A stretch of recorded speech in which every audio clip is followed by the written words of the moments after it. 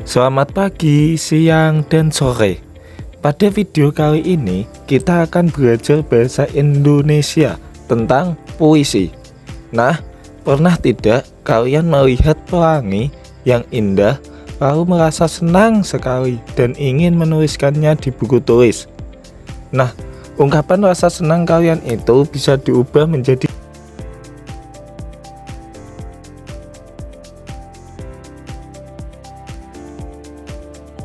langsung saja. Jadi puisi itu apa sih? Puisi adalah ungkapan pikiran dan perasaan penyair yang dituangkan dengan menggunakan bahasa yang indah serta mengandung makna. Berbeda dengan cerita di dongeng atau buku pelajaran. Kata-kata di dalam puisi itu punya keajaiban karena terdengar sangat cantik saat dibaca. Lalu bagaimana kita tahu sebuah tulisan itu adalah puisi? Gampang banget. Puisi punya ciri-ciri khusus yang membedakannya dengan tulisan lain. Yuk kita lihat bersama-sama. Ciri-ciri puisi itu ada 7. Yang pertama adalah ditulis dalam bentuk baris berjajar ke bawah secara berkelompok. 2. Kelompok baris tersusun dalam bait.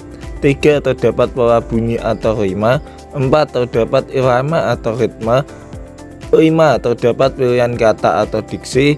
6. Penggunaan majas atau gaya bahasa perumpamaan. 7. Latar, alur, dan tokoh.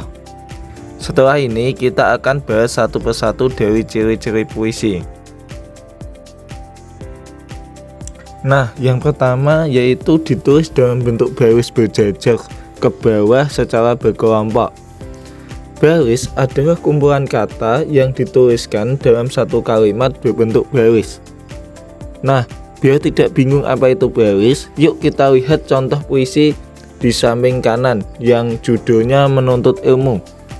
Coba lihat bagian yang ada tulisan di pagi hari yang cerah. Nah, satu kalimat yang ditulis memanjang ke samping ini dinamakan baris dalam puisi.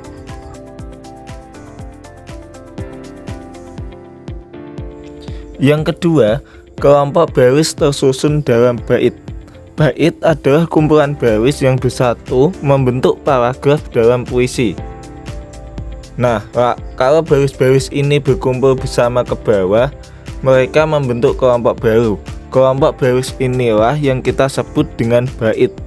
Kalau di cerita biasa kita sebutnya paragraf, tapi khusus di puisi namanya adalah bait ya teman-teman. Biasanya satu bait itu berisi 4 baris.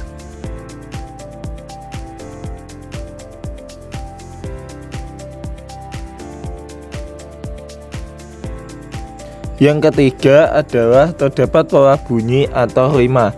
Nah, kenapa puisi kalau dibaca itu terdengar enak di telinga?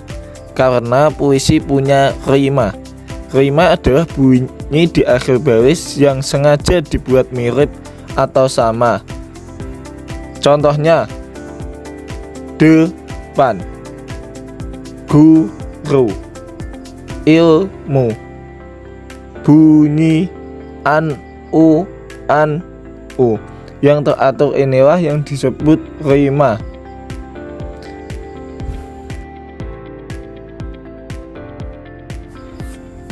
Nah, selain rima ada juga irama atau ritme.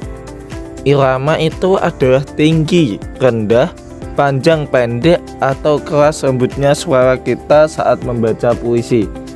Irama ini seperti nyawa yang membuat puisi kita menjadi hidup, bernada, dan bisa bikin orang yang mendengarnya ikut merasa sedih, senang, atau bersemangat.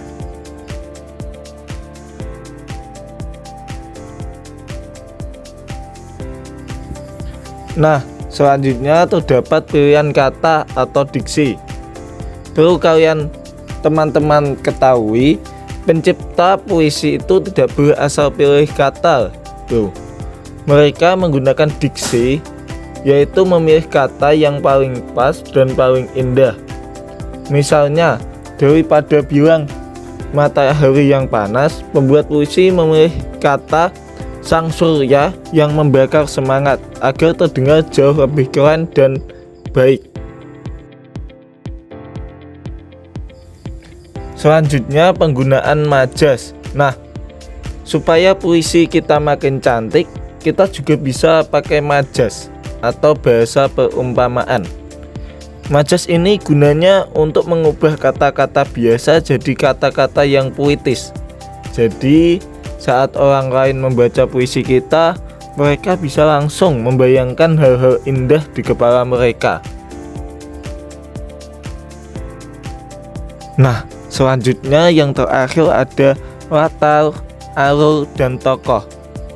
Tahukah teman-teman, walaupun puisi itu pendek, ternyata puisi juga bisa menyimpan rahasia sebuah cerita loh. Di dalam kata-katanya yang indah, tersembunyi unsur latar atau tempat kejadian, alur atau jalan cerita, dan juga tokoh atau siapa yang diceritakan. Semuanya bekerja sama agar pesan rahasia dari pembuat puisi bisa tersampaikan ke hati kita semua.